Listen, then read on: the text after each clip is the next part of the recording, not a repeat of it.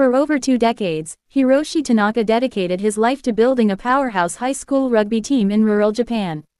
With passion, sweat, and an unyielding work ethic, he shaped young boys into national contenders. But that legacy crumbled overnight when allegations of violent coaching tactics surfaced, accusations that left the coach stunned, devastated, and ultimately resigned. In his own words, he now painfully admits, "I thought I was loving them. But maybe it was only me who felt that way."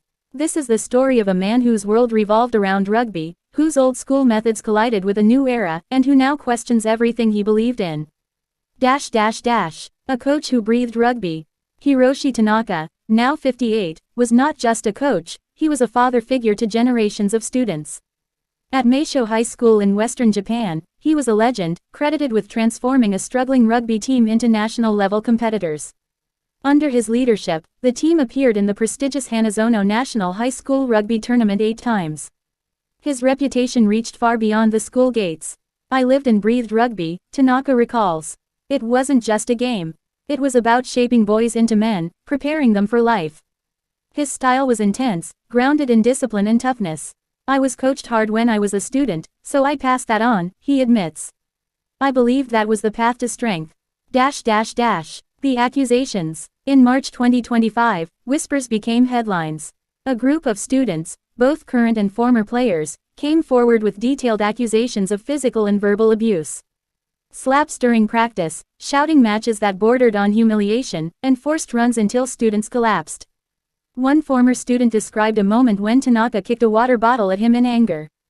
Another recounted being called worthless in front of his teammates after missing a tackle.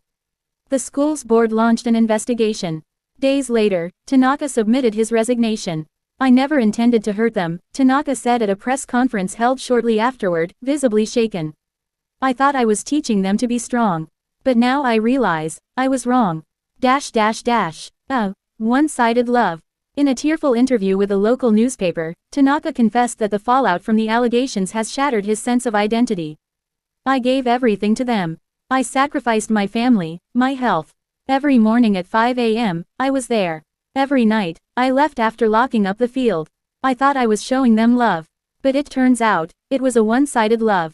His words reflect a growing realization among some educators and coaches in Japan. What was once considered discipline is now seen as abuse. The gap between generations, and the meaning of care, has never felt wider. Student voices. Reverence and regret. The reactions from his former players have been mixed. Some remain fiercely loyal, defending Tanaka's intentions while admitting his methods were too harsh. "He was like a father to us," said Shun Kato, a 24-year-old former captain. "I wouldn't be the man I am today without him. But looking back, yes, there were times when things went too far." Others feel betrayed. "I loved rugby, but I still have nightmares about those practices," said another former student who asked to remain anonymous. "I thought it was normal. Now I realize it wasn't." Some parents, too, have expressed regret that they didn't speak up sooner. One mother, whose son quit the team in his second year, said, "He came home crying more than once. I told him to toughen up. I wish I had listened." The changing landscape of coaching. Japan has been slow to shed its culture of shugyo, enduring harsh training as a path to growth. This philosophy has shaped everything from martial arts to corporate life. But recent scandals in judo, baseball, and now rugby have sparked national debates on where tough love ends and abuse begins. "Coaching in Japan is undergoing a quiet revolution," said Dr. Aya Nakamura, a sports psychologist and university lecturer.